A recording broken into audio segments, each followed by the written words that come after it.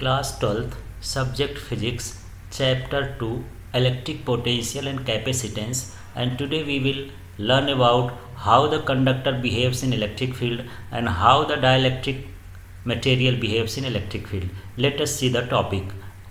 तो वीडियो में बने रहें, दोनों चीज़ समझें कि कंडक्टर कैसे बिहेव करता है एक्सटर्नल इलेक्ट्रिक फील्ड में और डाइलेक्ट्रिक कैसे करता है। तो चलिए इस फिगर से समझते हैं। ये जो बना हुआ है ये आउटसाइड इलेक्ट्रिक फील्ड है, बाहर का एक्सटर्नल इलेक्ट्रिक फील्ड है। तो यहाँ पर ये इलेक्ट्रिक फील्ड हो गया और ये जो दिख रहा है ये क्या कहला गया, कंडक्टर कहला गया। इस कंडक्टर को बाहर के ये आउटसाइड इलेक्ट्रिक फील्ड में रख दिए हैं। तो जैसे रखते हैं तो इसमें चार्जेस क्या होते हैं, जो फ्री चार्जेस होते हैं वो सरफेस पर चले जाते हैं। यहाँ पर ये इधर की ओर जो है इसके डायरेक्शन में पॉजिटिव चले जाएंगे, इसमें डायरेक्शन में निगेटिव हो जाएंगे। तो इस तरह से जो इलेक्ट्रिक फील्ड अंदर है वो इंड्यूस्ड हो जाता है। ये इंड्यूस्ड इलेक्ट्रिक फील्ड है, ये इंटरनल इलेक्ट्रिक फील्ड है। तो ये प्लस से कहाँ की ओर होगा, माइनस की ओर होगा। तो आप देख रहे हैं इसका एरो देख रहे होंगे और इसका एरो देख रहे हैं। तो जो आउटसाइड का इलेक्ट्रिक फील्ड है वो इधर डायरेक्शन में है और जो इनसाइड का इलेक्ट्रिक फील्ड है वो इधर डायरेक्शन में। दूसरी चीज़ आप देख रहे होंगे इसका जो लेंथ है उतना ही लेंथ इसकी भी है। इसका मतलब ये है कि सेम अमाउंट का इलेक्ट्रिक फील्ड उस कंडक्टर के अंदर भी इंड्यूस्ड हो जाता है, जिसकी डायरेक्शन कैसी होती है, अपोजिट होती है। तो यहाँ पर मान लीजिए आपने 10 न्यूटन पर कूलाम के इलेक्ट्रिक फील्ड में किसी कंडक्टर को रखा, तो उस कंडक्टर के अंदर भी इंटरनल इलेक्ट्रिक फील्ड प्रोड्यूस हुआ जो उसके अपोजिट डायरेक्शन में होता है और मैग्नीट्यूड में सेम होता है। तो -10 न्यूटन कूलाम जो है ये इलेक्ट्रिक फील्ड हो गया। तो यहाँ पर ये जो है इलेक्ट्रिक फील्ड एक्सटर्नल है, ये वाला इलेक्ट्रिक फील्ड इंटरनल है। और यदि हम दोनों को टोटल कर दें तो नेट इलेक्ट्रिक फील्ड कितना हो जाएगा, 0 हो जाएगा। इसलिए किसी भी कंडक्टर के अंदर जो इलेक्ट्रिक फील्ड होता है वो कैसा होता है, 0, क्योंकि सारे चार्ज तो उसके सरफेस में चले जाते हैं और अपोजिट डायरेक्शन में ये इंटरनल इलेक्ट्रिक फील्ड प्रोड्यूस हो जाता है। और जो चीज़ यहाँ पर है उसी चीज़ को हमको यहाँ पर लिख देना है। When conductors are placed in an external electric field, then charges move to adjust itself such that induced electric field is opposite. Induced electric field कैसा होना चाहिए, opposite and equal to the external field. So the net electric field in the conductor is 0.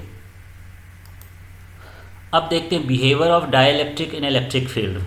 तो dielectric का electric field में, external electric field में क्या behaviour होता है इस फिगर को देख सकते हैं। ये जो शो हो रहा है ये आउटसाइड इलेक्ट्रिक फील्ड है, ये भी जो शो हो रहा है ये एक्सटर्नल इलेक्ट्रिक फील्ड, ये आउटसाइड इलेक्ट्रिक फील्ड। और ये जो मटेरियल है क्या रखा गया है, डाइलेक्ट्रिक मटेरियल है। डाइलेक्ट्रिक मटेरियल जो होते हैं नॉन कंडक्टिंग होते हैं, पर उनके सरफेस पर चार्ज जो है इंड्यूस्ड हो सकते हैं। यहाँ पर ये देखिए ये इंड्यूस्ड इलेक्ट्रिक फील्ड है या इंटरनल इलेक्ट्रिक फील्ड है।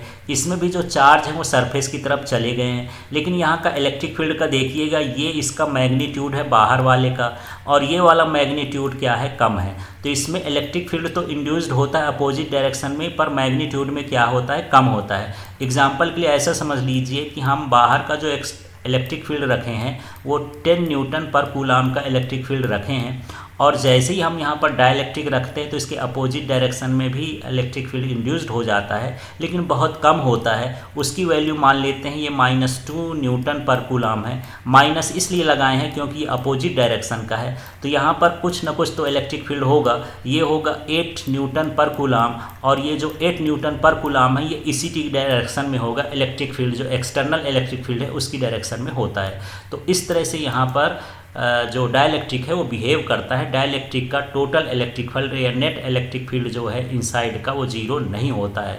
और इसी चीज़ को हमको यहाँ पर डिस्क्राइब कर देना है। When dielectric placed in an external electric field, then charges do not move and induced electric field is opposite and less than the external field and net electric field is not 0. तो charges बहुत less move होते हैं या generally not move होते हैं, जिससे यहाँ पर जो है नेट इलेक्ट्रिक फील्ड की वैल्यू 0 नहीं होती है। अब चलिए यहाँ पर ये भी समझ लेते हैं कि डाइलेक्ट्रिक स्ट्रेंथ क्या होती है।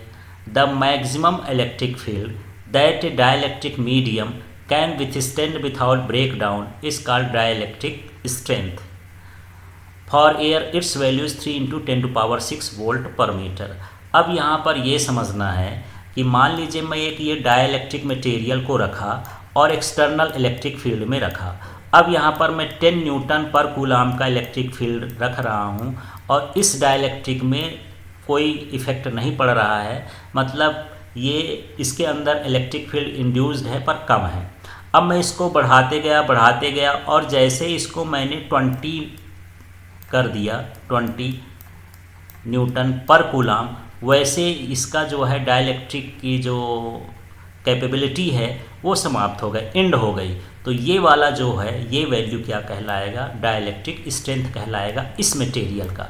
तो जितना वो डाइलेक्ट्रिक मटेरियल इलेक्ट्रिक फील्ड में रखने पर उस इलेक्ट्रिक फील्ड को बियर कर सकता है, वही उसका क्या कहलाता है, डाइलेक्ट्रिक स्ट्रेंथ कहलाता है। अब यहाँ पर मान लीजिए एयर है, एयर भी एक डाइलेक्ट्रिक मीडियम होता है, उसको यदि हम यहाँ पर इलेक्ट्रिक फील्ड में रखें तो वो इतना इलेक्ट्रिक फील्ड को क्या कर सकता है, बियर कर सकता है। इससे ज़्यादा इलेक्ट्रिक फील्ड पर वो कंडक्टर बन जाता है। इसी तरह से ये भी कंडक्टर बन जाते हैं या फिर नॉन कंडक्टिंग मटेरियल ही बन जाएंगे। Thank you.